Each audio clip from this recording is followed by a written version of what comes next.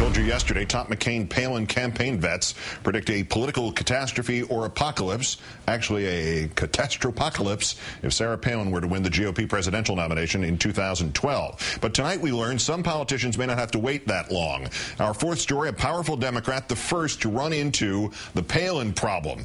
Meet Pennsylvania Democrat Arlen Specter, formerly Pennsylvania Republican Arlen Specter, formerly Pennsylvania Democrat Arlen Specter. The 79-year-old optimist is running for another 6-year term next year as a, let me check my notes here, as a Democrat, jumping ship from the Republican primary after former Congressman Pat Toomey said he would challenge Specter for the Republican nomination, and polling suggested Toomey would win. Challenging Specter in the Democratic primary is Congressman Joe Sestak, who just launched a website reminding people just how deep Senator Specter's Republican roots go. Some of the most painful content was surely expected, namely Specter's own campaign ads. Yay, look at me with President Bush. But a Sestak original rolls out a new line of attack trying to tie Specter to a specter from his past, a candidate he voted for in 2008, reminding voters that both Mr. Toomey and Mr. Specter said this August past that they considered McCain-Palin, in Specter's words, the better choice. Last year you were campaigning with McCain and Palin. Did you vote for him? Yes, sir. I voted for John McCain. And you voted for Sarah Palin, right? She was on the ticket. I voted for both of them. So they were the better choice.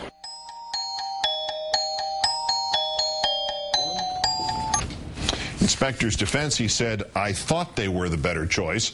In Specter's not defense, when asked in that interview whether he was comfortable now having voted to put Palin a heartbeat from the presidency, he said, quote, I didn't exactly think my vote would be decisive. Maybe next year it will turn out that it was.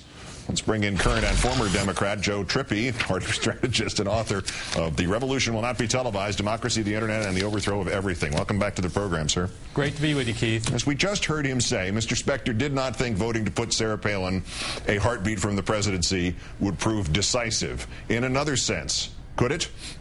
Well, I think it could. I think it means the race in Pennsylvania has gotten a little bit more fun, and that Sestak is not going to be a slouch and an easy pushover for Specter, not in the Senate race up there. Is Mr. Sestak giving us a campaign preview of things generally next year? I mean, how much will Sarah Palin be invoked by both sides by next November? Well, I mean, certainly the Republicans, there will be a lot of Republicans who will use her to raise money. She's still a star on that side with about half of the constituents, and the other half don't want their guys anywhere near her. Unfortunately, they all live in the same state or the same district, so it's going to be a problem on the right. And Democrats, yeah, she's going to be a poster child, and that's a problem for Specter because he has switched parties. It's clear now Sestak's going to not let him or Democrats in Pennsylvania forget it. To what extent do you think Palin's effectiveness next year, and I mean helping Republicans in particular, but to a lesser degree helping Democrats run against Republicans, to what degree does that determine whether she winds up, in fact, running in 2012? Well, I mean, I think a lot of Democrats hope she'll be successful next year, successful enough that she does become the nominee in 2012. I think that's who most of us would be rooting for. I just don't see how she puts together, she couldn't put two months together, putting 18 months together with the scrutiny that she couldn't withstand for that short amount of time last time. Certainly people are going to be looking forward to that. I think she's going to be out there raising, she's going to be used basically to raise money for the right. Do you worry, I always like to tell a story from the Baseball Hall of Fame where annually they would meet, the Veterans Committee would meet and discuss who was going to put out courtesy votes so some of their fellow old-timers would not feel like they had been forgotten. And one year they didn't have the meeting, it didn't complete. It used to be like one guy would say, I'm going to vote for player A, and somebody else would say, I'll vote for player B, and then they could call at the end of the vote and say, hey, you got to vote, and the other one would say, hey, you got to vote, and everybody would feel happy, and guys who didn't belong in the Hall of Fame wouldn't get in. Do you worry when you talk about Sarah Palin actually being the candidate in 2012, that what happened one year in the Hall of Fame vote might actually happen in the electoral vote, where they all voted for the same person as a courtesy, and he wound up in the Hall of Fame even though he didn't belong there? I mean, what in God's name would happen if Sarah Palin were elected president of the United States? What a country! Yeah. It'd be a problem. But look, it's a long way off. I just think right now a lot of Democrats would be rooting for her to be the nominee, but we'll see how it develops. Does next year also offer a test of sorts about what the Republican Party itself is going to be by 2012? In other words, depending on whether the Palin effect helps or hurts Sestak and Specter in Pennsylvania as a first sort of litmus test in that, does that shape what the Republicans look like by 2012?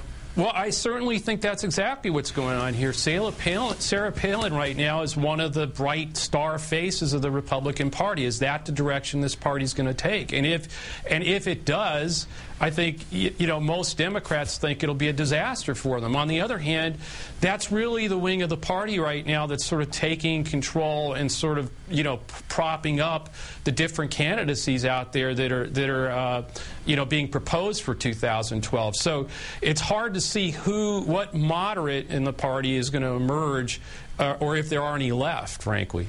What happens with Sestak and Specter in Pennsylvania, do you expect? I think that's going to be a really tough race. I would not bet against Sestak by any means. I think there's a real breakdown between elites here in Washington and Democrat rank and file in the state who thought, the elites thought, and obviously Specter thought he could easily do this. I'm not sure that's the way it's going to be on the street. I think Sestak's figured that out, jumped in the race when no one else would, and he's going to give Specter a real run for his money. Democratic strategist Joe Trippi, as I said before, welcome back. It's been a pleasure, sir. It's great to be with you.